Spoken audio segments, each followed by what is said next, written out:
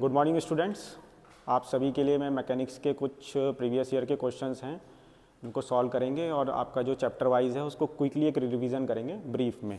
आज का जो हमारा इम्पॉर्टेंट चीज़ है वो है KPH। इसकी फुल फॉर्म आपको दिमाग में सोचनी है, इसी पे हमारा ये लेक्चर जो है बेस्ड है।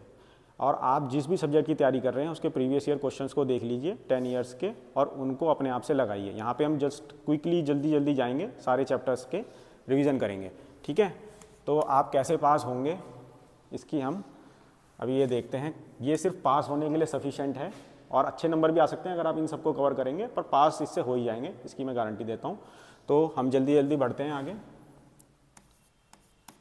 स्ट्रेस एंड स्ट्रेन्स, पहला हमारा चैप्टर है स्ट्रेस एंड स्ट्रेन्स।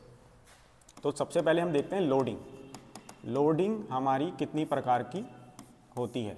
अगर हम लोडिंग देखें तो किस किस प्रकार की होती है लोडिंग। अगर ये मटेरियल है, कोई भी मैकेनिकल कंपोनेंट है, जैसे शाफ्ट है या कोई भी है, तो किस किस प्रकार की लोडिंग हो सकती है। कंप्रेशन हो सकता है इसमें,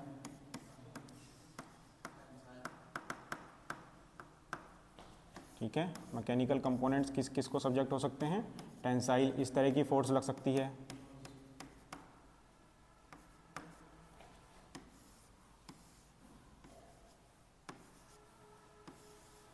ऐसी लग सकती है, ये क्या है, टॉर्जन।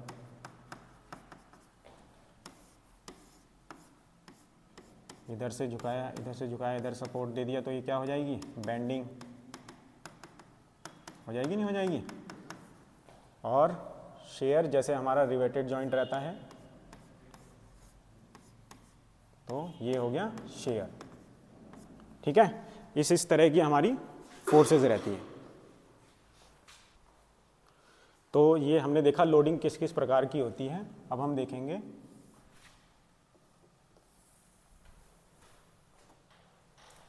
स्ट्रेस।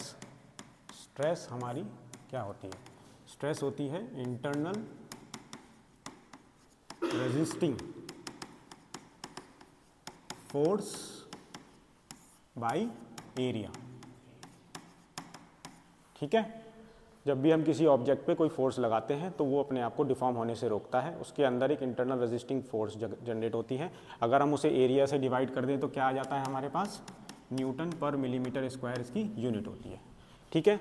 दूसरी चीज़ है हमारे पास स्ट्रेन। स्ट्रेन क्या होता है भाई, change in length upon original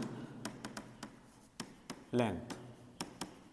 तो मान लीजिए जैसे हमारे पास ये एक रॉड है, इस पर हमने लोड लगाया, इसका डायमीटर d है, ये थोड़ी खिंच गई, लंबी हो गई, ठीक है। तो ये डेल L लंबी हो गई और इसका डाया कितना हो गया, डेल D कम हो गया, ठीक है। जब हम किसी रॉड को खींचेंगे तो उसकी लेंथ इंक्रीज होगी और डायामीटर डिक्रीज होगा। तो L जो कि ओरिजिनल लेंथ है minus L final upon L not, तो ये क्या हो गया आपका स्ट्रेन। तो ये तो कौन सा है, लीनियर, जो लेंथ की डायरेक्शन में लग रहा है। अब एक होता है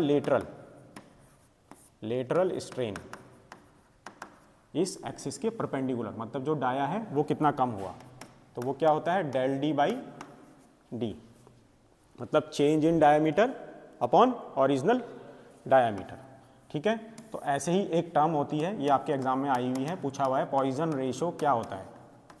पॉइजन रेशो क्या होता है, पॉइजन रेशो होता है lateral strain upon longitudinal strain, ठीक है।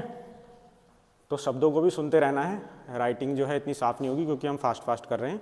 Lateral strain upon longitudinal strain, del D by D del L by L। इसकी वैल्यू क्या आएगी, हमेशा नेगेटिव आएगी। क्यों, क्योंकि एक डायमेंशन तो घटेगी, दूसरी बढ़ेगी, तो जो बढ़ेगी उसे हम पॉजिटिव रखेंगे, जो घटेगी उसे नेगेटिव रखेंगे, ठीक है। अब हम चलते हैं आगे। अब एक डायग्राम होता है आपका, ये आपका बहुत ज़्यादा बार क्वेश्चन आया हुआ है, स्ट्रेस स्ट्रेन डायग्राम। इससे हमें मटेरियल की प्रॉपर्टीज़ पता चलती हैं। ठीक है, हम ये बनाएंगे किसके लिए? माइल्ड स्टील के लिए। किसके लिए? माइल्ड स्टील के लिए। तो यहाँ पे तो हो गया स्ट्रेस और यहाँ पे हो गया स्ट्रेन, ये गए। तो इस डायग्राम में जब ये क्वेश्चन में आएगा, आपको इस डायग्राम को बनाना है, इसके पॉइंट्स को मेंशन करना है और बस उन पॉइंट्स के बारे में लिख देना है, जैसे O, A, B, C, D, E and F। ठीक है, तो O से A तक क्या है? O से A तक है हमारी प्रोपोर्शनल लिमिट। क्या है? Proportional limit. B तक क्या है? Elastic limit. क्या है? Elastic limit. अच्छा, इलास्टिक लिमिट होती क्या है? इलास्टिक लिमिट तक अगर हम कोई फोर्स लगा रहे हैं, उस फोर्स को हटाएंगे तो वो मटेरियल अपनी शेप वापस रीगेन कर लेगा। लेकिन अगर इस पॉइंट से बाहर, यहाँ तक क्या है? Elastic region. क्या है? Elastic region. इसके बाद क्या शुरू हो रहा है? Plastic region. क्या शुरू हो रहा है? ठीक है, तो इस पॉइंट के बाद जब हम फोर्स लगाएंगे या स्ट्रेस लगाएंगे तो हमारा क्या शुरू हो जाएगा? यील्डिंग। तो हमारा यील्ड टू यील्ड पॉइंट है इसमें, यील्ड पॉइंट, जिनके बाद प्लास्टिक डिफॉर्मेशन स्टार्ट हो जाता है। एक है अपर यील्ड पॉइंट, अपर यील्ड पॉइंट, कौन सा? C। और D क्या है? Lower yield point. उसके बाद है E। E में आप देखोगे सबसे ज्यादा स्ट्रेस है इस पॉइंट पे, तो इस पॉइंट को बोलते हैं अल्टीमेट स्ट्रेस पॉइंट। और F क्या हो गया? Fracture point. ठीक है, तो पेपर में एक क्वेश्चन आएगा, ये कर लोगे इतना? कोई मुश्किल इसमें? ठीक है, ये कर लिया हमने। अब ये तो है हमारा इंजीनियरिंग स्ट्रेस स्ट्रेन कर्व। एक होता है ट्रू स्ट्रेस स्ट्रेन कर्व। अगर पेपर में आया कि ट्रू स्ट्रेस स्ट्रेन कर्व भी बनाओ, तो देखो ट्रू स्ट्रेस स्ट्रेन कर्व यहाँ तक तो ऑलमोस्ट सेम होता है इलास्टिक लिमिट तक, लेकिन उसके बाद वो ऊपर चले जाते हैं। क्यों होता है ऐसा? क्योंकि ट्रू स्ट्रेस स्ट्रेन कर्व में हम, ट्रू स्ट्रेस क्या होती है? Instantaneous force upon instantaneous area. तो जैसे जैसे मटेरियल में हम फोर्स लगा रहे हैं उसे डिफॉर्म करते जा रहे हैं, उसका एरिया कम होता जा रहा है ना? ये चीज हमारी कम होती जा रही है, तो ये बढ़ती जाएगी। इसी वजह से ये डायग्राम यहाँ से ऊपर जा रहा है इसके। ठीक है, यहाँ तक तो ऑलमोस्ट सिमिलर है, लेकिन यहाँ पे ऊपर जा रहा है। ठीक है, अब ये तो हमने बनाया माइल्ड स्टील के लिए। माइल्ड स्टील तो क्या है? थोड़ा डक्टाइल है। अगर हम ब्रिटल मटेरियल्स के लिए बनाते तो ब्रिटल के लिए आपका,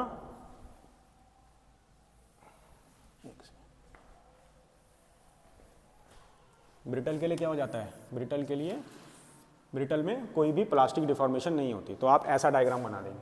ठीक है, किसके लिए? ब्रिटल मटेरियल्स के लिए। ठीक है, तो ये तो हो गया हमारा स्ट्रेस और स्ट्रेन का।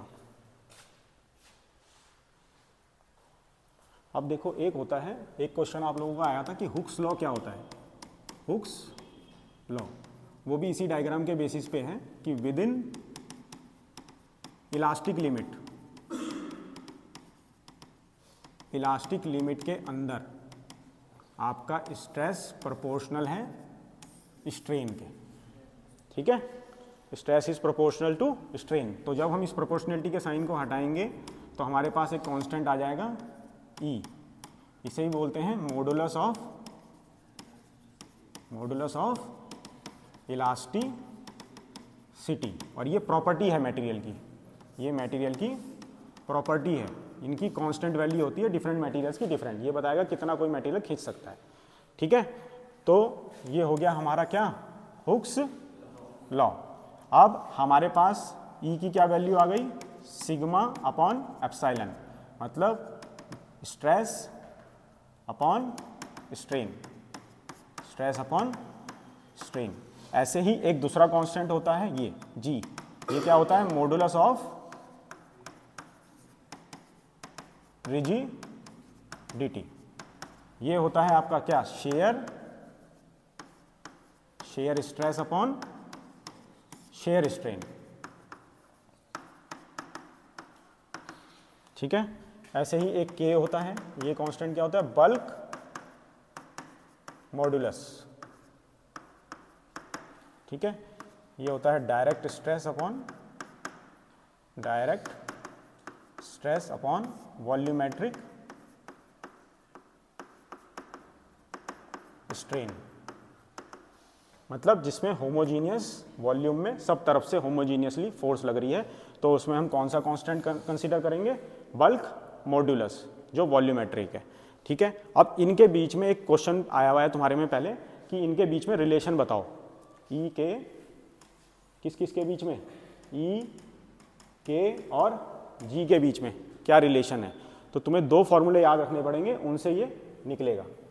कैसे निकलेगा, एक पहला फॉर्मूला क्या है, ई होता है 2g 1 - 2 1 + म्यू, 1 + म्यू। अच्छा, म्यू क्या है, म्यू वही है जो अभी हमने पढ़ा था, पॉइजन रेशो।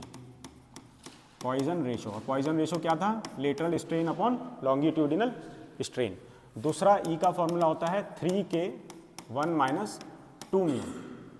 ठीक है, 3k 1 - 2 म्यू।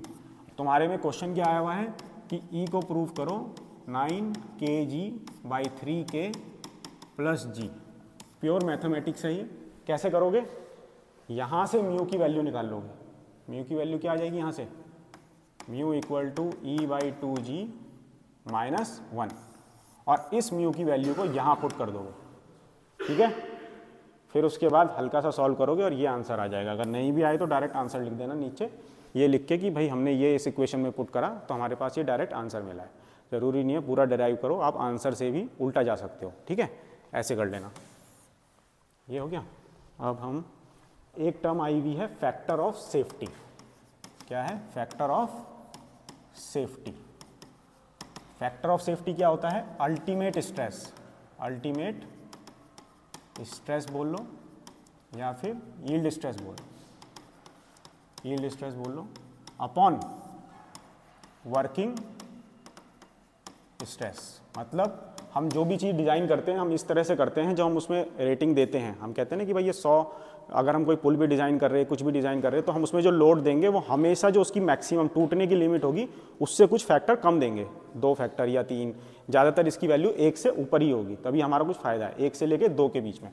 और बहुत ज़्यादा भी क्यों नहीं रखते, क्योंकि कॉस्ट भी एक चीज़ होती है। ठीक है, कॉस्ट भी हमें रखनी पड़ती है ध्यान में।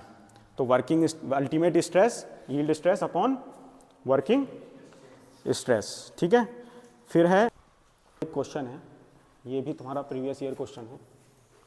अगर मान लो तुम्हारे पास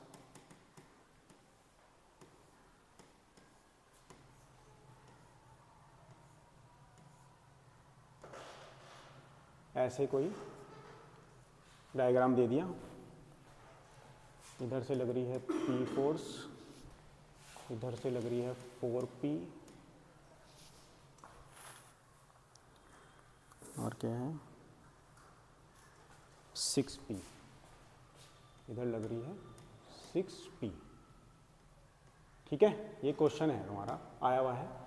तो तुम्हें ये बार दे दिया है ऐसे, और इसमें पूछ लिया है क्या कि कितना ये, इसमें एक दिया है हमें कि ये कॉन्ट्रैक्ट करेगा, श्रिंकेज करेगा, सिंकुड़न दिया हुआ है, कॉन्ट्रैक्ट कितना करेगा 1 mm। ठीक है, तो इस तरह के क्वेश्चन को करने के लिए सबसे पहले क्या करते हैं, एक एक करके बार को लेते हैं। इसको मान लेते हैं A बार, इसको मान लेते हैं B, इसको मान लेते हैं C, या 1 2 3 कर लेते हैं, 1 2 और 3। पहले हम लेंगे 1 बार को। हमें यहाँ पे कितनी फोर्स लगती हुई दिख रही है, P। आपको पता है कि किसी न्यूटन का थर्ड लॉ क्या है, every action has equal and opposite reaction. तो जितनी P इधर लगेगी उतनी इधर भी कितनी लगेगी, P। अब हम इस वाले जॉइंट को देखते हैं, इसमें से हमने P तो निकाल दिया, अब कितना बचा 4P में से, 3P बचा ना, 4 में से एक तो चला गया। तो अब हम बनाएंगे दूसरे का, ये तो हो गया पहले का। अब दूसरे का बनाएंगे तो यहाँ पे हमारे पास कितना बचा 3P। अब फिर से हम न्यूटन का लगाएंगे कि इक्वल एन, तो यहाँ पे भी 3p हो गया। अब फिर से यहाँ देखेंगे, यहाँ पे है 6p, उसमें से 3p तो ये आ गया। अब कितना बचा उसके लिए? 3p। ठीक है, तो यहाँ पे 3p। अब देखो यहाँ पे हमारे पास एक बार है जो लंबा होगा, जिसमें टेंसाइल स्ट्रेंथ लग रही, टेंसाइल स्ट्रेस लग रही है, टेंसाइल फोर्स, और 2 में लग रही है कॉम्प्रेसिव। तो ये दोनों तो छोटे होंगे और ये बड़ा होगा। तो अगर हमें इनका ओवरऑल निकालना है कितना होगा, डेल एल, तो क्या हम ऐसे लिख सकते हैं P1 L1 A1 E1 plus P2 L2 A2 E2 plus P3 L3 A3 E3। अब देखो जो कम होगा, जो सिकुड़ रहे हैं उनके लिए हम नेगेटिव साइन लेंगे, जो जा रहे हैं लंबे हो रहे हैं उनके लिए पॉजिटिव। तो एक ही है जो ये सेकंड वाला, ये क्या हो रहा है, ये तो पॉजिटिव रहेगा, बाकी क्या हो जाएंगे, ये नेगेटिव हो जाएगा, ये नेगेटिव हो जाएगा। इसके लिए P1 क्या है, P है, इसके लिए P2 के लिए P क्या है, 3P है, और इसके लिए कितना है, 3P। लेंथ इनकी दी रहेगी आपको, हो सकता है इसकी L दी हो, इसकी 2L दी हो, तो वो आप उस हिसाब से पुट कर लेंगे। यहाँ पे A दिया होगा, ये A दिया होगा, ये 3A, ये 2A, तो उस हिसाब से यहाँ पे रख लेंगे। ठीक है, वैल्यूज़, तो आपके पास फाइनल आंसर आ जाएगा। जैसे हमें सिंकुड़न दिया था 1 mm, तो हम इसे रखेंगे -1, यहाँ पे -1, तो उससे हमारा P निकल जाएगा। बाकी सारी वैल्यूज़ हमें दी हुई हैं। ठीक है, चलो आगे करें हैं। ठीक है, आती हैं फैटीग, क्रीप, कौन कौन सी, फैटीग, क्रीप और स्ट्रेस कंसंट्रेशन। ठीक है, ये 3 डेफिनेशन भी आप करके जाएंगे तैयार। फैटीग क्या होता है, फैटीग होता है जब किसी मटेरियल में आपकी रिपीटेड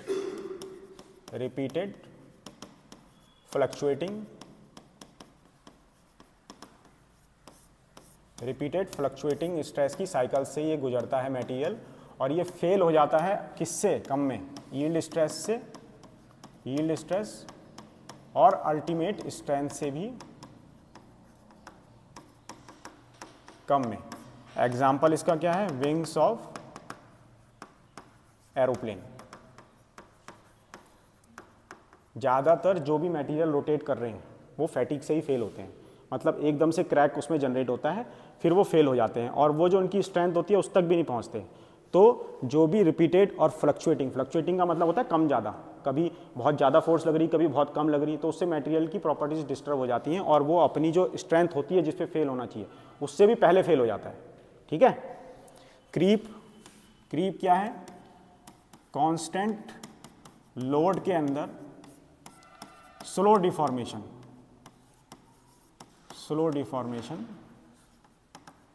ज़्यादातर हाई टेम्परेचर पे। ठीक है, तो क्रीप क्या फिनोमिना है, स्लो डिफॉर्मेशन मटेरियल की कांस्टेंट लोड पे धीरे धीरे करके over a period of time high temperature में ये डिफॉर्म हो रहा है। अब स्ट्रेस कंसंट्रेशन क्या है, नाम से ही पता चल रहा होगा, स्ट्रेस कंसंट्रेशन की हमें बहुत ज़्यादा ज़रूरत पड़ती है जब हम उन मटेरियल्स को डिज़ाइन करते हैं जिनमें कोई होल हो, कोई कॉर्नर्स हों। जैसे ये बार है, अभी तो यूनिफॉर्म दिख रहा है, मैंने इसके बीच में होल कर दिया, तो जितनी इस मटेरियल की स्ट्रेंथ होगी यहाँ तक की, क्या वो यहाँ पे भी होगी? नहीं, क्योंकि यहाँ पे क्या है, एरिया कम हो गया, एरिया क्या हो गया, कम हो गया, एरिया रिड्यूस। तो आप जब पेपर में आएगा तो ऐसे ही डायग्राम बना के बता देंगे कि भाई यहाँ एरिया रिड्यूस हो गया, इसकी वजह से यहाँ पे स्ट्रेस कंसंट्रेशन ज़्यादा हो गया और मटेरियल जो है यहाँ पे डिफॉर्म होगा, यहाँ के लिए हमें डिज़ाइन करना पड़ेगा। ठीक है, तो ये जो डेफिनेशन मैं बता रहा हूँ इन्हें अपने शब्दों में भी लिख सकते हो, जरूरी नहीं है बुक का ही याद करना है। ठीक है, बस समझ में आनी चाहिए चीज़ और उतना लिखना आना चाहिए, और डायग्राम जरूर बना देना, उससे अगर कोई चेक कर रहा है तो उसे पता चल जाता है कि हाँ भाई इसे पता है। ठीक है, प्रिंसिपल स्ट्रेस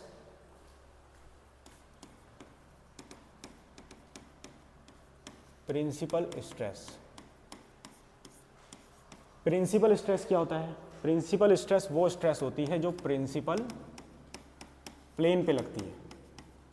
अब बात आएगी प्रिंसिपल प्लेन क्या होता है। प्रिंसिपल प्लेन वो प्लेन होता है जिसपे शेयर स्ट्रेस जिसको हम डिनोट करते हैं टाउ से, इक्वल टू 0 होती है। तो डेफिनेशन क्या बन गई, principal stress is the stress acting on principal plane and principal plane is जिसपे शेयर स्ट्रेस आपकी 0 होती है।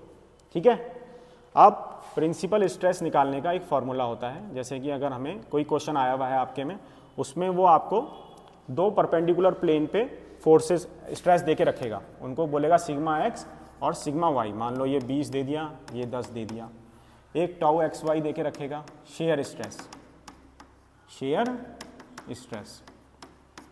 ठीक है, आपसे पूछेगा कि इसमें प्रिंसिपल स्ट्रेस कितनी होंगी, तो सिग्मा मैक्स और मिनिमम, मतलब एक तो मैक्सिमम प्रिंसिपल स्ट्रेस आती है और एक मिनिमम आती है। तो उसका फॉर्मूला क्या रहता है, half sigma x plus sigma y, ये हो जाएगा plus minus under root sigma x minus sigma y का square plus 4 tau x y का स्क्वायर। ठीक है, ये फॉर्मूला रहता है। इसमें आपको ये सब चीज़ें दी रहेंगी, हमने क्लास में सॉल्व करा हुआ है, जस्ट रिवीजन कर रहे हैं, क्वेश्चन करा हुआ है हमने इसमें क्लास में। ठीक है, तो अगर ये वैल्यूज़ पता होंगी, इन्हें यहाँ रख के निकाल लोगे, एक बार ये प्लस होगा, एक बार प्लस में आएगी, एक बार माइनस में आएगा। ठीक है, और शेयर स्ट्रेस क्या होती है, shear stress along the plane होती है, अलोंग द प्लेन। जैसे हमारे पास ये बार है, अगर हम इसका क्रॉस सेक्शन यहाँ पे देखें, इस तरीके से बनाएं, तो ये क्रॉस सेक्शन ऐसे है। ठीक है, ऐसे देखने, इधर देखने की कोशिश करना। तो इस प्लेन के अलोंग जो फोर्स लगेगी वो तो क्या होगी, टाउ शेयर स्ट्रेस, और इसके परपेंडिकुलर जो लगेगी वो क्या रहती है, नॉर्मल स्ट्रेस। उसे क्या बोलते हैं, नॉर्मल स्ट्रेस। और जो अलोंग द प्लेन लगती है वो क्या हुई, जैसे ये बुक है मान लो यहाँ, तो ठीक है, अगर नहीं समझ में आएगा। अब एक चीज़ है रेजिलियंस। क्या है, रेजिलियंस। ये डेफिनेशन भी बहुत आई हुई है। रेजिलियंस विकृति ऊर्जा। ठीक है, विकृति ऊर्जा। तो रेजिलियंस क्या है, जैसे तुम्हारा ये डायग्राम था, ये डायग्राम था, तो with in elastic limit. Resilience क्या है, with in elastic limit, elastic limit. जो भी एनर्जी स्टोर होती है, एनर्जी स्टोर्ड इन मटेरियल, तो वही क्या है आपका रेजिलियंस। ठीक है, अब है दूसरी टर्म आती है प्रूफ रेजिलियंस। प्रूफ रेजिलियंस, तो मैक्सिमम स्ट्रेन एनर्जी जो स्टोर हुई है विद इन इलास्टिक लिमिट, उसे क्या बोलते हैं, प्रूफ रेजिलियंस। और एक टर्म होती है modulus of resilience, modulus of resilience. तो वो क्या होती है, max strain energy upon volume per unit volume. ठीक है, ये तीनों टर्म हमारी resilience, proof resilience and modulus of resilience. अब इसमें एक क्वेश्चन आता है तुम्हारा रेजिलियंस के लिए फॉर्मूला प्रूव करने के लिए, रेजिलियंस के लिए, एनर्जी के लिए फॉर्मूला निकालने के लिए। तो मान लो हमारे पास ये बार है, तुम कैसे करोगे उसे प्रूफ, वो तुम्हें दे देगा, वैसे कई बार दे देगा कि sigma square by 2e into volume, ये प्रूफ करने के लिए आ जाएगा। या कई बार डायरेक्ट बोल देगा कि रेजिलियंस के लिए, स्ट्रेन एनर्जी के लिए डेरिवेशन करो। तो ये हमें लाना है, हमें पहले पता, अगर नहीं दिया तो लाना है, और दे दिया तो आपको पता ही है। ठीक है, अब यहाँ पे लगी है फोर्स, ये डिफॉर्म हुआ डेल एल। तो हमें पता है एनर्जी स्टोरेज का फॉर्मूला क्या होता है, हाफ फोर्स इनटू डिस्प्लेसमेंट होता है। तो half F into delta L, और डेल्टा एल का फॉर्मूला क्या होता है, F L upon A E, पढ़ा था अभी हमने। तो ये क्या हो जाएगा, half F square L upon A E. अब तुम यहाँ देखो और यहाँ देखो, तुम्हें लाना है ये, तुम्हारे पास है ये, तुम्हें पता है सिग्मा क्या होता है, स्ट्रेस होती है, स्ट्रेस क्या होता है, फोर्स अपॉन एरिया। यहाँ पे एफ स्क्वायर है, अगर ए स्क्वायर आ जाए तो क्या हो जाएगा, सिग्मा स्क्वायर बन जाएगा। तो हम इसे इंटू कर देंगे ए से ऊपर ए से नीचे, तो ये तो हो जाएगा तुम्हारा ये दोनों मिलके सिग्मा स्क्वायर। तो एक टर्म तो आ गई हमारे पास, दूसरी भी आ गई, 2e नीचे का नीचे रहेगा। अब a इंटू एल ये क्या बन जाता है, वॉल्यूम। यही तो होता है वॉल्यूम। तो हो गया प्रूफ। तो एक प्रूफ तुम्हारा ये आया हुआ है, ठीक है। चले आगे। अच्छा, अब एक चैप्टर था आपका मोमेंट ऑफ इनर्शिया, जिसको हम करते थे आई से डिनोट, ठीक है। मोमेंट ऑफ इनर्शिया क्या रहता था, sum of product of mass, mass बोल लो या फिर एरिया बोल लो, and distance of the axis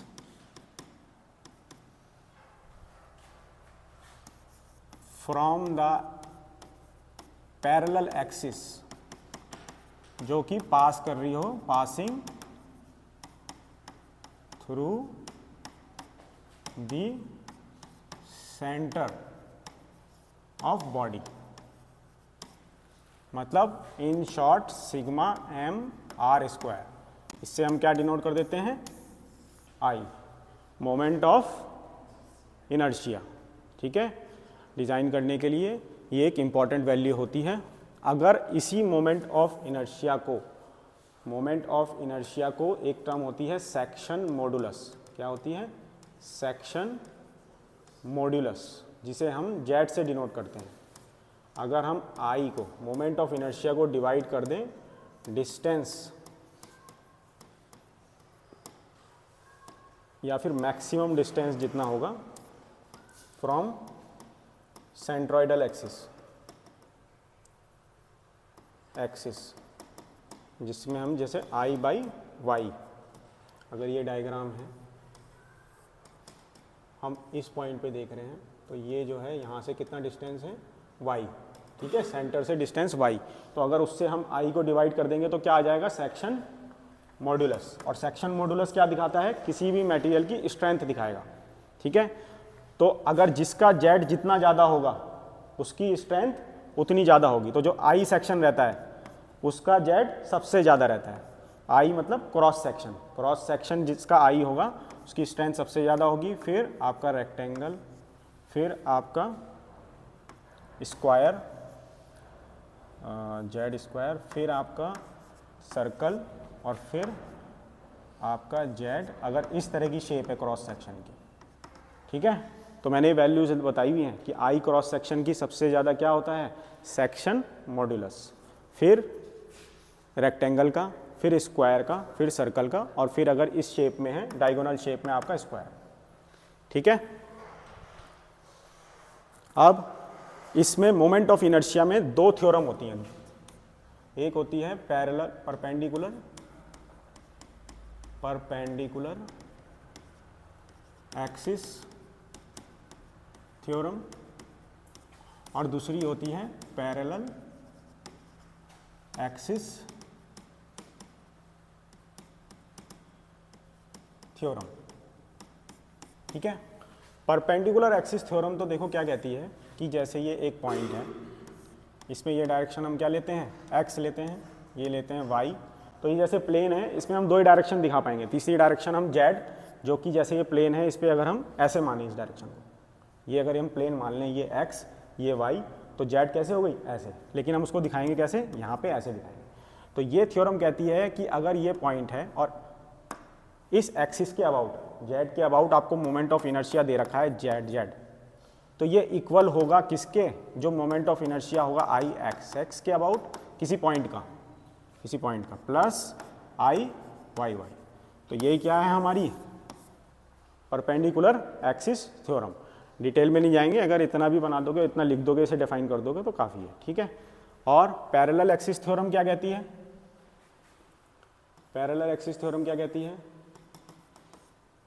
कि जैसे मान लो ये कोई एक्सिस है, ठीक है, इस एक्सिस के अबाउट हमें मोमेंट ऑफ इनर्शिया चाहिए, लेकिन कंडीशन क्या होती है इसमें पैरेलल एक्सिस में कि ये पैरेलल होनी चाहिए जो सेंटर से गुजर रही है, उसके सेंटर ऑफ ग्रेविटी से गुजर रही है उस एक्सिस के, ठीक है। तो क्या होगा ICM, मतलब सेंटर ऑफ ग्रेविटी से जो गुजर रही है वो वाला उसका moment of inertia plus area ले लो या मास ले लो, और ये जो डिस्टेंस है, जैसे मान लो ये x है तो एरिया x², तो ये क्या हो जाएगा I, मोमेंट ऑफ इनर्शिया। इसकी यूनिट क्या रहती है? अगर मिलीमीटर में है तो मिलीमीटर की पावर 4, सेंटीमीटर में तो सेंटीमीटर की पावर 4, अगर हमने यहाँ पे मास लिया है तो kg सेंटीमीटर स्क्वायर हो सकता है, कुछ भी हो सकती है, ठीक है। अब इस पे हम एक क्वेश्चन देखते हैं जो आया हुआ है तुम्हारे में। जैसे मान लो हमें एक सेक्शन दे दिया I सेक्शन, ठीक है, हम ऐसे ही रफ अंदाजे से कर रहे हैं इसे, ये ऊपर नीचे के सेम है, इसने हमें इसमें पूछ लिया कि IXX बताओ, मतलब इस एक्सिस के अबाउट इसका मोमेंट ऑफ इनर्शिया बताओ, और ये हमें दे दी 80, ये दे दी 20, और ये दे दी 10, और ये दे दी 60, और ये भी कितनी हो जाएगी 20। तो देखो इसको निकालने के दो तरीके हैं, या तो हम इन्हें 3 भागों में डिवाइड कर लें, या हम ऐसा एज्यूम कर लें कि ये पूरा एक ही था, उसमें से ये निकला और ये निकला, तो एक का निकाल के उसको 2 से इंटू करके हम माइनस कर दें। तो जब हम पूरे का ले लेंगे तो पूरे का क्या होता है, अच्छा पहले तो हम देख लें कि रेक्टेंगल, जैसे कि ये है, इसकी एक साइड है B, ये है D, तो रेक्टेंगल का मोमेंट ऑफ इनर्शिया क्या होता है BD³/12। अगर यही स्क्वायर होता और साइड होती A तो I क्या हो जाता है A⁴/12। अगर सर्कल है डायमीटर D का तो इसका I क्या हो जाता है π/64 D⁴। अगर ट्राइंगल है तो अगर हाइट h है इसकी और ट्राइंगल है, अगर उसके बेस पे पूछेंगे I बेस तो कितना होता है BH³/12। B क्या है इसका बेस और H क्या है हाइट। और अगर इसके सेंट्रॉइड से पूछेंगे, जो कि डिस्टेंस यहाँ से तो कितनी होती है 2h/3 और यहाँ से होती है h/3, तो कितना होता है BH³/36। ये वैल्यूज़ होती हैं, ठीक है, इनको याद रखना है। तो ज़्यादातर रेक्टेंगल वाली याद रखनी है, और इसमें भी जो ये फॉर्मूला है ये किसके लिए है, इसके लिए। हमेशा याद रखना रेक्टेंगल में जिस एक्सिस के अबाउट, जैसे एक्स एक्सिस है इसके अबाउट हम ये बना रहे हैं ना, तो जो पैरेलल साइड होगी उसका तो B आएगा और जो कटेगी साइड उसका क्यूब होगा, ठीक है। अगर हम इस एक्सिस के अबाउट करते हैं इसका y के अबाउट तो क्या हो जाता I उल्टा हो जाता DB³/12, ठीक है। तो अब ऐसे ही इस वाले डायग्राम में हम देखेंगे, जैसे ये पूरी कितनी है, अगर इस पूरे का, अगर ये पूरा एक रेक्टेंगल होता है ऐसे, तो इस पूरे का क्या हो जाता है IXX BD³/12। अब इसमें B क्या है 60, D कितना है जो कट रही है साइड 80, 20, 20, 100 हो गया ना, तो 100 का क्यूब बाई 12। अब ये तो तुमने इस पूरे का निकाल लिया, लेकिन हमें कितना चाहिए, ये हटाना भी तो पड़ेगा इसमें से। तो ये 10 गया तो ये कितना बचेगा 50 बचेगा, तो 25 इस साइड और 25 ही इस साइड। तो हम एक ले लेते हैं, उसको 2 से इंटू कर देंगे, तो उसको इसमें से माइनस कर देंगे, तो -2 इंटू अगर ये लेंगे तो B 25, ये साइड कितनी है जो कटेगी 80 का क्यूब बाई 12, ठीक है। इसको माइनस कर देंगे तो तुम्हारा मोमेंट ऑफ इनर्शिया आ जाएगा, ठीक है।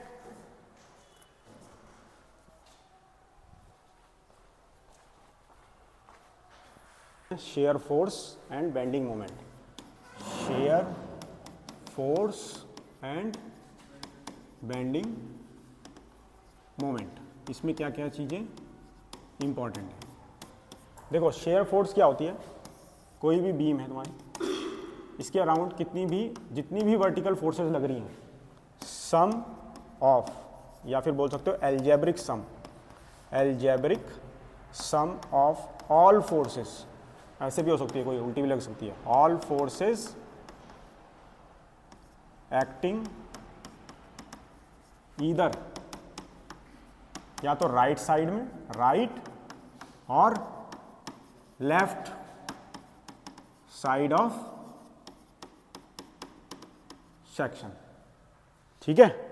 Algebraic sum of all forces vertical, sorry algebraic sum of all vertical forces, vertical है ना, ये सीधी लग रही है ऐसे, तो ये वर्टिकल फोर्सेस है, तो यही क्या होती है हमारी शेयर फोर्स, ठीक है। अब ऐसे ही अगर मोमेंट में देखेंगे तो मोमेंट क्या होता है, एल्जेब्रिक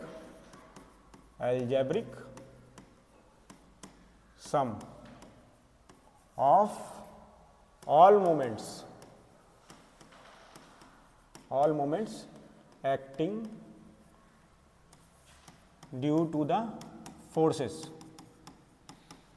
ये भी या तो राइट में सारे मोमेंट्स को कैलकुलेट कर लो या लेफ्ट में कर लो, ठीक है। अब साइन कन्वेंशन हम क्या लेते हैं, ज़्यादातर शेयर फोर्स अगर डाउनवर्ड ले रही है, डाउनवर्ड कर रही है तो हम उसे पॉजिटिव ले लेते हैं, ये कुछ कंफर्म नहीं रहता, डायग्राम आप दोनों तरह से सही बना सकते हैं। पर जैसे बेंडिंग है, बेंडिंग में हम क्या करते हैं, अगर कोई फोर्स ऐसे घुमाने की कोशिश कर रही है तो उसे पॉजिटिव लेते हैं, और इस तरफ देखेंगे अगर लेफ्ट साइड इस साइड, तो अगर ऐसे क्लॉकवाइज घुमाने की कोशिश कर रही है तो इसे पॉजिटिव लेंगे, ठीक है। तो ये हमने देख लिया bending moment and shear force, ठीक है। अब देखो इसमें क्वेश्चन क्या आया हुआ है तुम्हारे में, एक क्वेश्चन आएगा तुम्हारे में, या पहले तो हम वो देख लेते हैं कितनी तरह की बीम होती हैं, बीम कितने टाइप्स की होती हैं, टाइप्स, ये क्वेश्चन आया हुआ है, ठीक है। तो एक तो क्या होती है सिंपली सपोर्टेड बीम, SSB, जिसमें तुम्हारे दोनों नॉर्मल रोलर सपोर्ट लगे होंगे, नॉर्मल सपोर्ट लगे होंगे, ठीक है, इस तरह की। एक होती है कैंटिलीवर, कैंटिलीवर बीम होती है, तो उसमें ये तुम्हारा एक एंड फिक्स होता है, दूसरे एंड पे तुम्हारा लोड लगेगा। तीसरी कौन सी होती है, कंटिन्यूअस बीम, जिसमें एक से ज़्यादा सपोर्ट हो, एक से ज़्यादा सपोर्ट हो, तो वो कौन सी बीम हो गई, कंटिन्यूअस बीम। और ओवरहैंगिंग बीम, ओवरहैंगिंग बीम, जो कि नाम से ही समझ में आ रहा है कि जो बीम है वो सपोर्ट से बाहर जा रही, ठीक है। अब क्वेश्चन क्या आया हुआ है, अच्छा एक हम देख लेते हैं सपोर्ट कितने तरह के होते हैं। सपोर्ट एक होता है रोलर, एक होता है हिंज, और एक होता है फिक्स। तो फिक्स को कैसे दिखा दोगे, फिक्स तो ऐसे दिख जाता है, ठीक है। फिक्स में तुम्हारा क्या होगा, वर्टिकल रिएक्शन भी होगा, RY भी होगा, RX भी होगा, और मोमेंट भी होगा। इसमें हिंज में खाली, हिंज को कैसे दिखाते हैं हम, ज़्यादातर ऐसे और ऐसे, तो इसमें RY और RX हॉरिजॉन्टल रिएक्शन आएगा, वर्टिकल रिएक्शन आएगा, ये मोमेंट को रजिस्ट नहीं कर पाएगा। जैसे हमने स्केल इसमें कील में गाड़ दिया तो वो ऐसे ऐसे घूम सकता है, लेकिन ऐसे नहीं आ सकता और ऊपर नहीं जा सकता, है ना, ऐसे ऐसे कर सकता है, मोमेंट कर सकता है, तो उसको रजिस्ट नहीं कर रहा है। और ये तो खाली आपका किसको करेगा, वर्टिकल रिएक्शन को करेगा। तो ये हो गए हमारे सपोर्ट। अब हमारे पास लोड कितने प्रकार के होते हैं, एक तो हो गया लाइव लोड और एक हो गया डेड लोड। लाइव और डेड का मतलब क्या है कि जो चीज़ बदलती जा रही है, जैसे कोई ब्रिज है, ब्रिज के ऊपर गाड़ियाँ कभी 10 आ रही, कभी 5 आ रही, कभी 2 आ रही, तो वो क्या है, बदलता जा रहा है, तो वो है live load, lively load. Dead load क्या है, फिक्स है कि भाई ये टेबल है, इसके 4 पैर हैं, इन पे इतना लोड पड़ता ही रहेगा, ठीक है। तो एक तो ये हो गया। दूसरा पॉइंट लोड, किस तरह का लोड हो सकता है, पॉइंट हो सकता है, UDL यूनिफॉर्मली डिस्ट्रीब्यूटेड हो सकता है, या फिर NDL नॉन यूनिफॉर्मली डिस्ट्रीब्यूटेड। जैसे पॉइंट लोड कैसे दिखाते हैं हम, ऐसे पॉइंट से। UDL हम ज़्यादातर दिखाते हैं इस तरह से, या ऐसे भी दिखा सकते हैं, यूँ, ठीक है। नॉन यूनिफॉर्मली डिस्ट्रीब्यूटेड ऐसे जाएगा, कुछ इस तरह से हो जाएगा, ठीक है भाई। अब ये तो था ओवरव्यू। अब हम देखते हैं क्वेश्चन क्या आया हुआ है। देखो क्वेश्चन बहुत आसान आया हुआ है। अगर तुम क्वेश्चन देखोगे अपने पेपर में तो क्वेश्चन क्या आया हुआ है कि तुम्हारे पास सिंपली सपोर्टेड बीम है, सरल बीम है, सरल बोलते हैं ना उसे, सरल सरल बीम है तुम्हारे पास, तो उसमें उसने दे दिया कि सेंटर पे उसके लोड लग रहा है W। सेंटर पे क्या लग रहा है? W लोड लग रहा है। इसके लिए SFD शेयर फोर्स डायग्राम और बेंडिंग मोमेंट डायग्राम बनाओ। तो देखो सिंपली क्या है, हम यहाँ पे रिएक्शन ले लेते हैं RA और RB। अब तुम्हारी बॉडी है, तुम खड़े हुए हो, तुम्हारे दो पैर हैं, तो दोनों पैरों पे बराबर बराबर लोड पड़ता है जब खड़े हुए हैं। तो अगर ये W ऊपर से लग रहा है तो RA और RB कितने हो जाएंगे? अगर हम वैसे ही सोचें तो कितने हो जाएंगे? W/2। भाई ये दोनों ही तो उठा रहे हैं इसका भार, तो RA + RB क्या है? W/2। लेकिन हम सिमेट्री से क्या बोल सकते हैं कि ये सिमेट्रिकल बीम है, सिमेट्री से कि RA और RB कितने होंगे? W/2। तो ये हो गए W/2। अब हम इसका बनाएंगे SFD। मान लो इसकी लेंथ है L पूरी और ये कितना है? L/2 यहाँ तक। तो SFD बनाना है हमें, SFD। तो हम सबसे पहले क्या करेंगे? लाइन खींच लेंगे, ठीक है। इस पॉइंट पे देखेंगे ये कितना है? W/2। तो इसको हम थोड़ा ऊपर ले जाएंगे, यहाँ फोर्स जो लग रही है कितनी? W/2। अब ये कांस्टेंट जाएगी यहाँ तक तो कुछ नहीं हो रहा, लेकिन यहाँ पे लग रहा है W नीचे की तरफ। तो W में से W/2 माइनस करेंगे तो ऐसे हो जाएगा, यहाँ पे भी आ गया ये W/2। अब यहाँ तक जाएंगे, कुछ नहीं लग रहा है, यहाँ पे कितना लग रहा है? W/2। तो ये बन गया क्या हमारा? SFD। अब ऐसे ही बेंडिंग मोमेंट डायग्राम बनाएंगे। तो बेंडिंग मोमेंट डायग्राम जब बनाओगे, बेंडिंग मोमेंट क्या होता है? मोमेंट होता है force into distance, perpendicular distance from axis. जिस एक्सिस से हम कैलकुलेट कर रहे हैं वहाँ से सेंटर तक कितना जो है, जैसे हमने ये एक्सिस ली तो हम ये वाला डिस्टेंस लेंगे, ये एक्सिस हमने ले ली तो ये परपेंडिकुलर डिस्टेंस इस एक्सिस तक, तो ये कितना है? L/2 और ये कितना है? W/2। तो अगर हम इस पॉइंट को A ले लें, क्या नहीं, इस पॉइंट को ले लेते हैं हम C, तो मोमेंट C पे कितना हो जाएगा? W/2 into L/2, WL/4। अब ये क्या होगा? ये 1 डिग्री हायर होगा बस, ये जाएगा, ये रेक्टेंगल बना हुआ है तो ये क्या बनेगा? ट्राइंगल। ये कितना हो गया? WL/4, ठीक है। ये याद रखना है तुम्हें, ये क्वेश्चन आने के चांसेस हैं, ठीक है, आसान भी है। अब ऐसे ही हम यहाँ पे देख लेते हैं कैंटिलीवर के लिए क्या होगा। ये तो हमने देखा सिंपली सपोर्टेड के लिए। अगर बाई चांस उन्होंने दे दिया कि कैंटिलीवर बीम है और W लोड लग रहा है, आपकी लेंथ है L, तो इसमें आपका SFD और BMD कैसे बनेगा? तो देखो, अगर यहाँ पे W लग रहा है तो यहाँ पे भी रिएक्शन क्या लगेगा? W सपोर्ट पे ही तो लगेगा, ये सपोर्ट ही तो झेल रहा है, तो ये जाएगा नीचे W, ऐसे सिंपल, ठीक है। W क्या बन गया? ये SFD। अब ऐसे ही इसमें बेंडिंग मोमेंट बनाओगे तो देखो, बेंडिंग मोमेंट यहाँ पे मैक्सिमम है, वो कितना है? W/L। यहाँ पे देखोगे तो W/L डिस्टेंस, तो ये कैसा बनेगा? ट्राइंगुलर। इसकी वैल्यू कितनी होगी? W, ये सीधी लाइन है, स्ट्रेट लाइन, ठीक है, WL, ठीक है। समझ में नहीं आ रहा वो, अगर ज़्यादा समझ में भी नहीं आ रहा, जिन्होंने पहले नहीं करी क्लास, फिर भी इतना याद कर लेना, इतना बना देना, ठीक है। ये कैंटिलीवर बीम है, कैंटिलीवर बीम। और अगर जल्दी लगेगा, ये वीडियो जल्दी जल्दी बन रही तो स्लो करके देख लेना, ठीक है। अब देखो, अब और चीज़ें क्या हैं तुम्हारे में। मान लो ये कैंटिलीवर बीम है, यानी सिंपली सपोर्टेड बीम है, स्लोप एंड क्या है? Deflection, slope and deflection. तो मान लो ये सिंपली सपोर्टेड बीम है। अच्छा, स्लोप एंड डिफ्लेक्शन पढ़ने के लिए पहले हमें इक्वेशन की जरूरत पड़ेगी। तो अभी दो चीज़ें और हैं, एक है बेंडिंग इक्वेशन और एक है टॉर्शन इक्वेशन, ठीक है। बेंडिंग इक्वेशन का भी तुम्हारे में वो आया हुआ है, डेरिवेशन। क्या आया हुआ है? Bending equation. बेंडिंग इक्वेशन क्या होती है भाई? बेंडिंग इक्वेशन क्या होती है?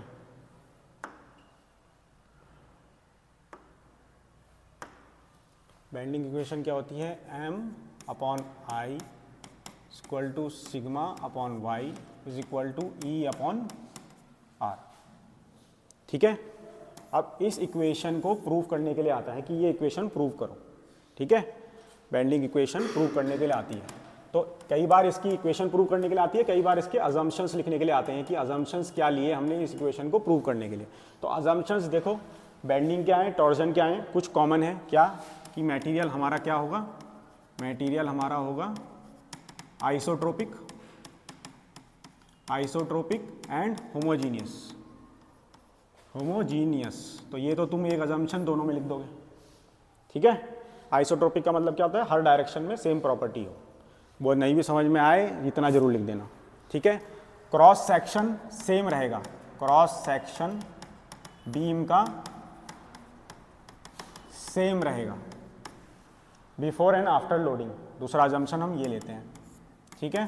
तीसरा, बेंडिंग मोमेंट m कांस्टेंट रहेगा, ठीक है। वैसे तो बहुत सारे भी हैं पर इतने जरूर याद रखना और ये लिख देना, ठीक है।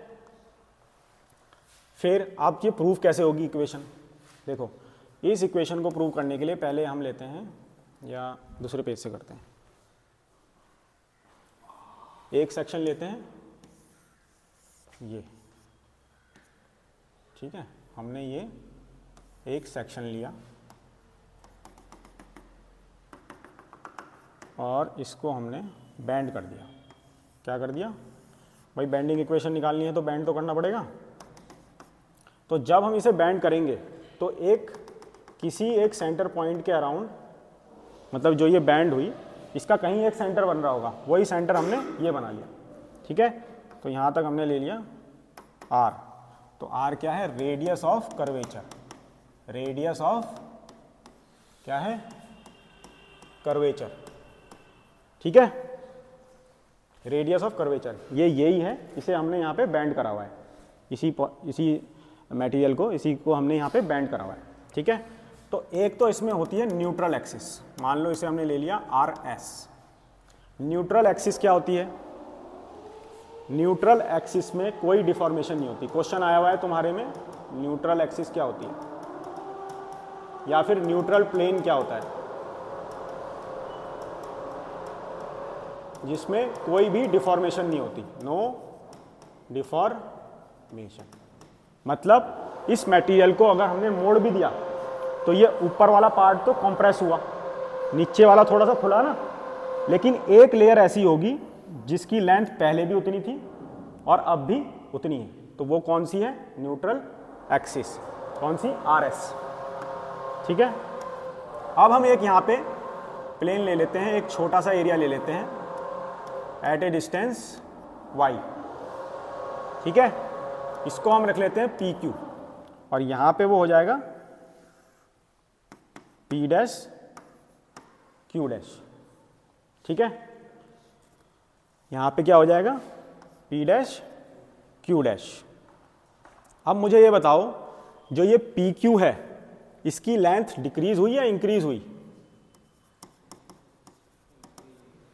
ये ऊपर है यहाँ पे और हमने इसे ऐसे मोड़ा, तो ये जो PQ है ये न्यूट्रल एक्सिस से ऊपर है। तो न्यूट्रल एक्सिस से जितनी भी लेंथ ऊपर है वो कॉम्प्रेस हुई है, वो कम हुई है, और नीचे वाली बड़ी है।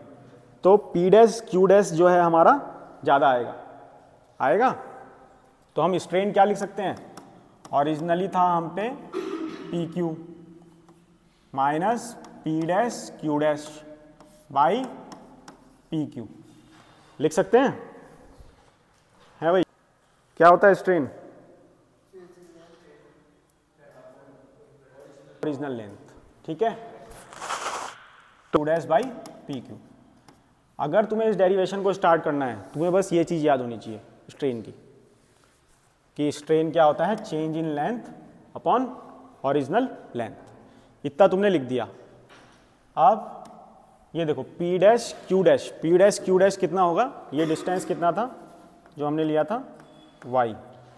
अब तुम्हें पता है कोई भी सर्कुलर आर्क होती है, अगर हमें उसकी लेंथ निकालनी है तो थीटा इंटू वो डिस्टेंस होता है। तो P डैश Q डैश क्या होगा, R minus y into theta. ये R था ना यहाँ तक तो पूरा, और यहाँ से यहाँ तक y था, तो ये डिस्टेंस कितना हो गया, R माइनस यहाँ तक, इस वाली लेयर तक R माइनस वाई। तो r माइनस वाई को अगर हम इस थीटा एंगल से इंटू कर देंगे तो इसकी हमारे पास लेंथ आ जाएगी। ये ज्योमेट्री की प्रॉपर्टी होती है, ज्योमेट्रिकल प्रॉपर्टी होती है। और पी क्यू की कितनी हो जाएगी, जो ये पी क्यू है इसमें तो कोई डिफॉर्मेशन नहीं हुआ, ये तो उतना ही रहेगा। तो पी क्यू कितना हो जाएगा, पी क्यू का डिस्टेंस था आर थीटा। अब इनको हम यहाँ पुट करेंगे तो ये क्या हो जाएगा 1 minus R minus y theta by R theta. तो थीटा से थीटा कैंसिल, अब यहाँ पे हो गया R minus R by plus y by R. तो ये दोनों तो कैंसिल हो गए, है ना, ये दोनों तो कैंसिल हो गए। तो क्या बचा, एप्सिलॉन क्या बचा, वाई बाई आर। और स्ट्रेन क्या होता है, जो हुक्स लॉ में देखे हम, सिग्मा अपॉन ई स्ट्रेन होता है ये। तो वाई बाई आर आ गया। तो अगर हम इसको अब क्या लिख सकते हैं, sigma upon y E by R लिख सकते हैं। तो पहला तो जो हमारा बेंडिंग इक्वेशन का था m upon I is equal to sigma upon Y is equal टू क्या, e बाई आर।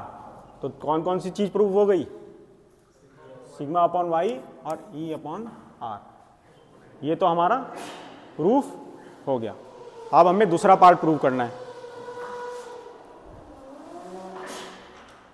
ठीक है। अब हमें दूसरा पार्ट प्रूव करना है। तो मोमेंट क्या होता है, फोर्स इनटू मोमेंट होता है, ठीक है। अब फोर्स क्या होती है,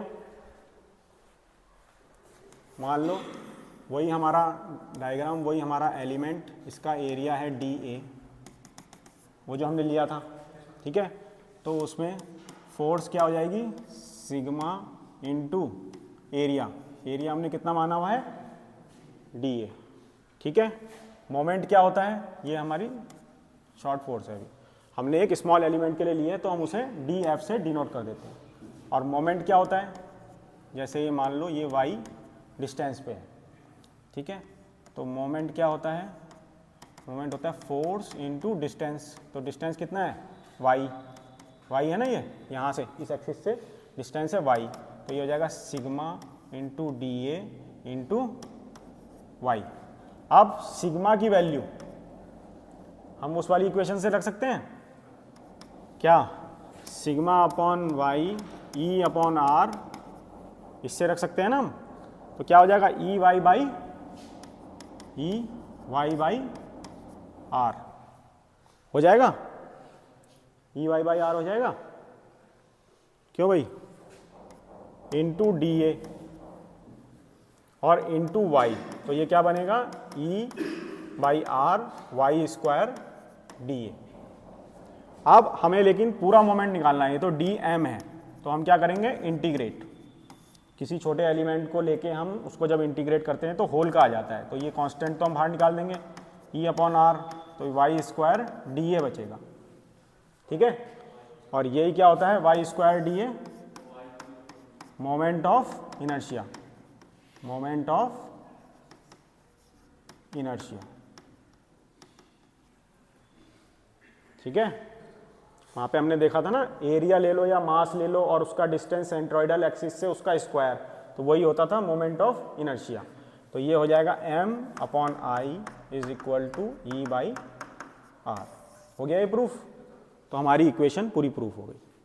क्या इक्वेशन हो गई, sigma upon Y is equal to E by R is equal to M upon I, जिसमें m है मोमेंट, i है मोमेंट ऑफ इनर्शिया, e है मॉडुलस ऑफ इलास्टिसिटी, ये है रेडियस ऑफ कर्वेचर, ये है डिस्टेंस फ्रॉम सेंट्रोइडल एक्सिस, और ये है स्ट्रेस, ठीक है, बेंडिंग स्ट्रेस। कौन सी स्ट्रेस है, बेंडिंग स्ट्रेस,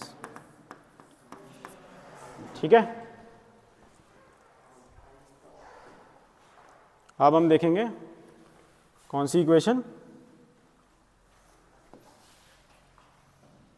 तो इधर को भी नहीं जा रहा है,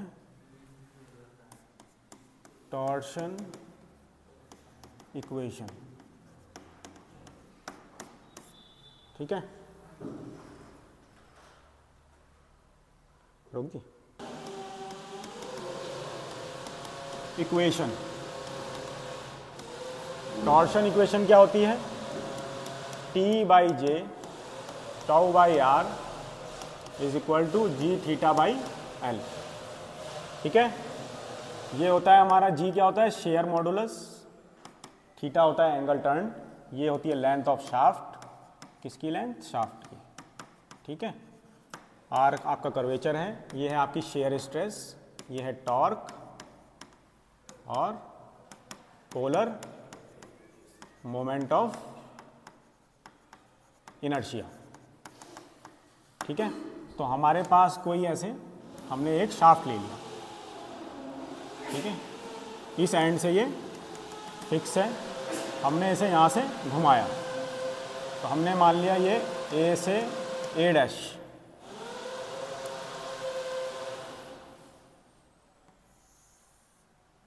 ये ए से ए डैश आपका ए से ए डैश मूव करा, ये आपका है फाई। अब इस वाले क्रॉस सेक्शन को हम इधर बना लेते हैं।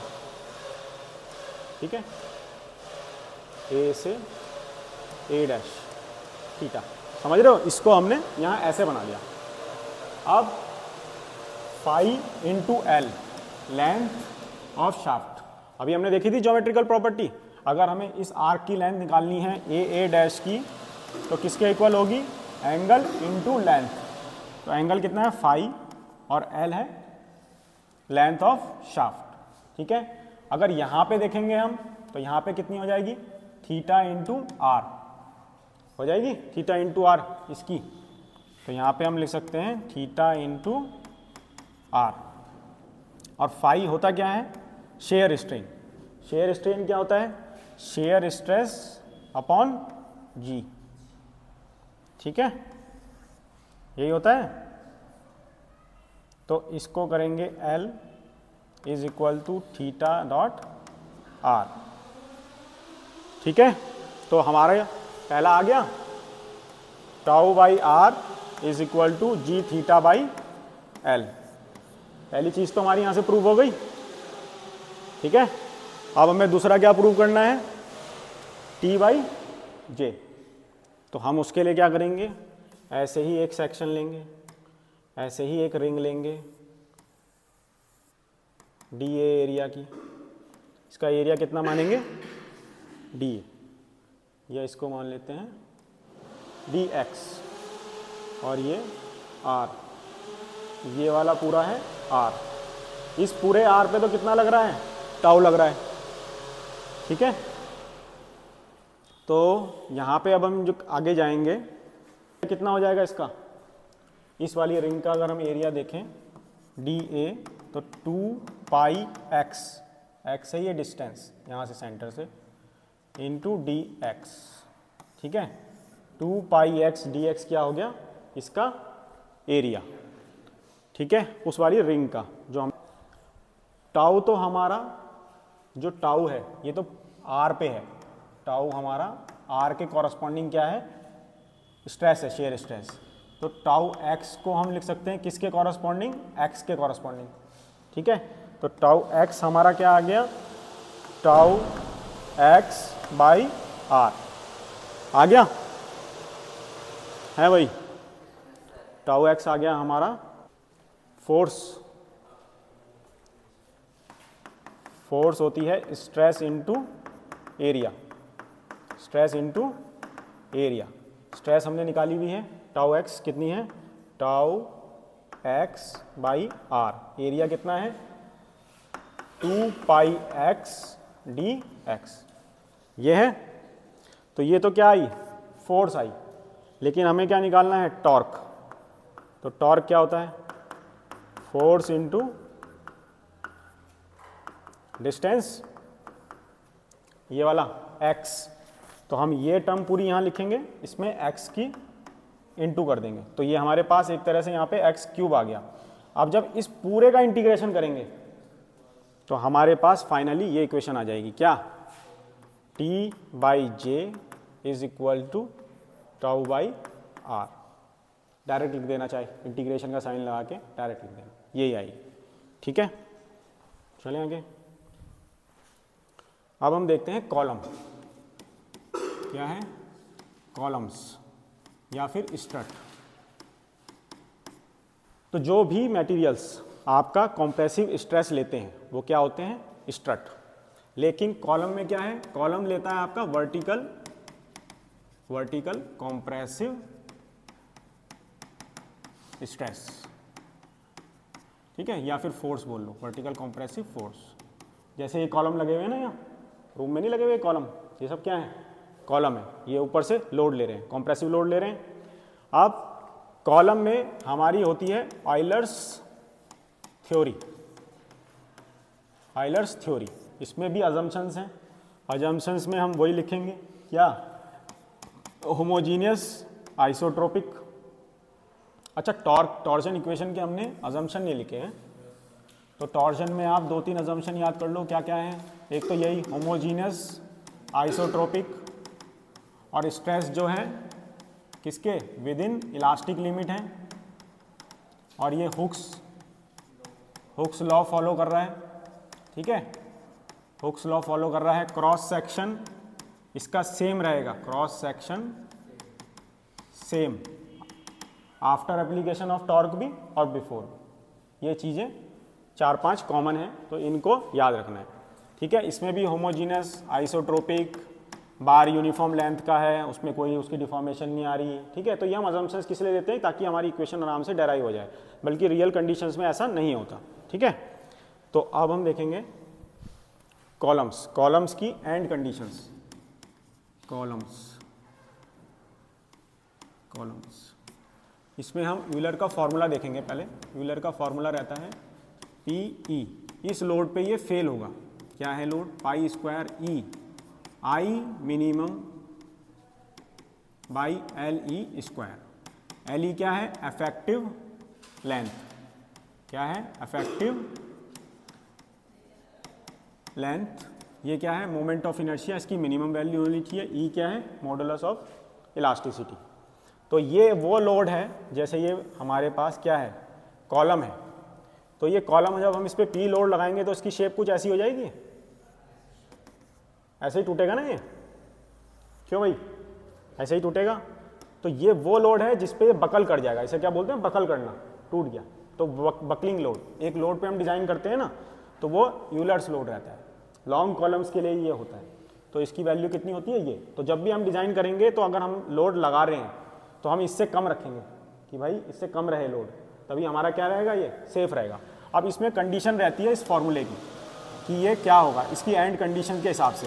एंड कंडीशंस क्या क्या हैं, जैसे कि अगर हिंज सपोर्ट है दोनों तरफ, हिंज मतलब कॉलम ऐसे है, यहाँ पे भी आपका हिंज है और यहाँ पे भी आपका हिंज है, दोनों तरफ ऊपर नीचे।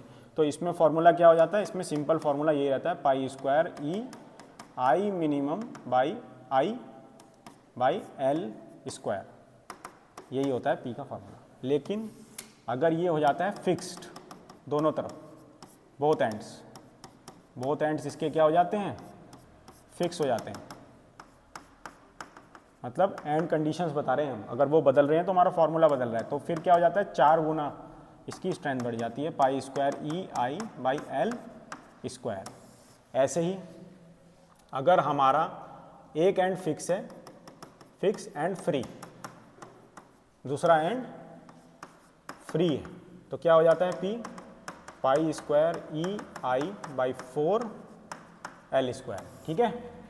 अब क्या है, एक फिक्स है और एक हिंज है, हमने सारी तरह की कंडीशंस देख ली, ठीक है। मान लो ये वाला एंड हिंज है और ये वाला एंड फिक्स है, तो फॉर्मूला क्या बन जाता है, P 2 आ जाता है, बस 2 pi square EI by L square, ठीक है। तो ये अलग अलग कंडीशन के लिए अलग अलग फॉर्मूला बन जाता है। हिंज के लिए सिंपल है, pi square EI minimum by L square, both and fix हैं तो 4 आ जाएगा, फिक्स और फ्री है तो अपॉन में 4 आ जाएगा, और फिक्स और हिंज है तो यहाँ पे 2 आ जाएगा, ठीक है भाई। अब इसमें तुम्हें अगर उसमें न्यूमेरिकल देना है तो क्या देगा कि हिंज सपोर्ट है, आपको E की वैल्यू दे देगा, अगर सर्कुलर है तो आपको D दे देगा, आपको I निकालना पड़ेगा, pi by 64 D square D की पावर 4 करके, और लेंथ दे देगा। तो आप क्या निकाल लोगे, यहाँ से लोड निकाल लोगे। अब इसी में एक टर्म होती है स्लेंडरनेस रेशो, स्लेंडरनेस रेशो, ठीक है। ये क्या होता है तुम्हारा LE/K। LE तो तुम्हें पता है इफेक्टिव लेंथ होती है, K क्या होता है रेडियस ऑफ गायरेशन, जिसकी वैल्यू क्या होती है √I min/A। A क्या है एरिया। तो ये तुम्हारे पेपर में पूछा हुआ है एक बारी, स्लेंडरनेस रेशो क्या होता है, तो तुम बताओगे रेशो होता है इफेक्टिव लेंथ का और रेडियस ऑफ गायरेशन का, K। फॉर्मूला लिख दोगे और K की क्या वैल्यू होती है √I min/A, ठीक है भाई। चलें आगे। अगर ये पेपर में आया तो फॉर्मूला याद रहेगा π²EI/L², ठीक है। बस इसमें पुट करना है, आंसर आ जाएगा। लेकिन याद क्या रखना है कि यूनिट ऊपर नीचे सेम, अगर यहाँ मिलीमीटर ले रहे हो ऊपर तो नीचे भी मिलीमीटर होना चाहिए, ठीक है। अब हम देखते हैं दूसरा, अगर हमारे पास एक थिन सिलेंडर है, तुमसे पूछा जाएगा सिलेंडर में कौन कौन सी स्ट्रेस जनरेट होती है, कौन सी होती हैं। अगर थिन सिलेंडर है, क्या है थिन सिलेंडर, तो उसमें होती है हूप स्ट्रेस, इसको सरकमफेरेंशियल स्ट्रेस भी बोलते हैं। क्या बोलते हैं सरकमफेरेंशियल भी बोल देते हैं इसे। एक तो ये होती है, दूसरी होती है लॉन्गिट्यूडिनल। क्या होती है लॉन्गिट्यूडिनल। ये हम किसकी बात कर रहे हैं थिन सिलेंडर की। अब इस सिलेंडर के अंदर से गैस जा रही है, पी पी पी पी ऐसे वो लगाएगी ना, वो प्रेशर। अगर गैस पाइप के अंदर से जाती है तो प्रेशर लगाती है। तो अगर हम देखें यहाँ अगर इसके अलोंग देखें तो ये कौन सी है सिग्मा एल, मतलब एक्सिस के अलोंग लग रही है, तो वो कौन सी हो गई लॉन्गिट्यूडिनल स्ट्रेस। और अगर सरकमफ्रेंस के अराउंड देखें यहाँ या ऐसे देख लें तो ये सिग्मा एच, मतलब ये तो हो गई सिग्मा एच। ऐसे ही डायग्राम बनाना है पेपर में, ठीक है। ये डायग्राम बना देना है, यहाँ पे लिख देना है अलोंग द सरकमफ्रेंस लगती है और ये अलोंग द एक्सिस लगती है, लेकिन इनका फॉर्मूला लिखना है। सिग्मा एल क्या होती है PD/4T और ये होती है PD/2T। इसमें P क्या है प्रेशर ऑफ द फ्लूइड जो भी अंदर होगा, D क्या है डाया ऑफ सिलेंडर, ठीक है, T है थिकनेस, T क्या है थिकनेस ऑफ सिलेंडर। अच्छा, अब अगर इसमें इसे न्यूमेरिकल देना होगा तो तुम्हें तीन चीज़ें दे देगा, प्रेशर दे देगा, डाया दे देगा, थिकनेस दे देगा, हूप स्ट्रेस पूछ लेगा। लेकिन तुम्हें उसके लिए फॉर्मूला याद होना चाहिए, ठीक है। जब भी कोई न्यूमेरिकल देगा तीन चीज, अगर 4 वेरिएबल हैं तो 3 की वैल्यू देगा, एक आपको निकालनी होगी, ठीक है। हो गया। और कुछ बच रहा है? तो बच्चों ये क्लास है, इतनी मैंने कोशिश करी है जल्दी सब रिवाइज करने की। इसको स्लो करके देख लेना और जितने टॉपिक कर रहे हैं बस इनको जाके वापस रिवाइज कर लेना। और जो हमने शुरुआत में लिखा था KPH, मैंने कहा था ना ये बहुत इंपॉर्टेंट डेफिनेशन है, मैंने इसका हिंट भी दिया था। ये है कैसे पास हो, क्या है ये कैसे पास हो। तो आज जो हमने क्लास करी है ये कैसे पास हो वाली क्लास है, ये वैसी नॉर्मल क्लास नहीं है। तो जिसमें जितने भी टॉपिक हैं सब बच्चे इनको अच्छे से करना और बाकी सब्जेक्ट्स में भी प्रीवियस के जितने क्वेश्चंस आए हुए हैं अपने साथियों से दोस्तों से आपस में डिस्कस करना, ठीक है। और ये याद रखना कि ये सोच के पढ़ना है। अब जिसने पहले नहीं भी पढ़ा कोई बात नहीं, आप पढ़ो, ये मत सोचो कि वो उसने पहले से पढ़ा हुआ वही पास होगा या वो होगा, कुछ नहीं। आप जितना समय है उसका सदुपयोग करना है, अपने दोस्तों से, जितने भी दोस्त हैं जो अच्छे हैं पढ़ाई में उनसे डिस्कस करना है, फैकल्टी से पूछ सकते हो, फैकल्टी भी अवेलेबल है, ठीक है। पर कोशिश करनी है कि प्रीवियस ईयर के सारे क्वेश्चंस लगा के जाओ और ये सोच के जरूर पढ़ना कि हमें अगली बार बैक पेपर देना आना पड़ेगा, पैसे भी देने पड़ेंगे, समय भी बर्बाद होगा, अच्छा भी नहीं लगेगा, तुम्हारे साथ वाले पास हो जाएंगे। और पास होना मुश्किल नहीं है, बस तुम्हें क्या करना है इंपॉर्टेंट पढ़ना है और रिवाइज करना है। और जो भी क्वेश्चन करोगे टेक्निकल में याद रखना, अगर थोड़ा बहुत भी याद है तो उसे लिख के आना, जितना भी याद है, ठीक है। लिखना जरूर, अटैम्प्ट जरूर करना, ठीक है। और ज़्यादातर डायग्राम जरूर बनाना, जो डायग्राम वाले हैं उससे क्या होता है टीचर समझता है कि इसे आता है तो वो दे देता है मार्क्स, ठीक है। All the best, thank you.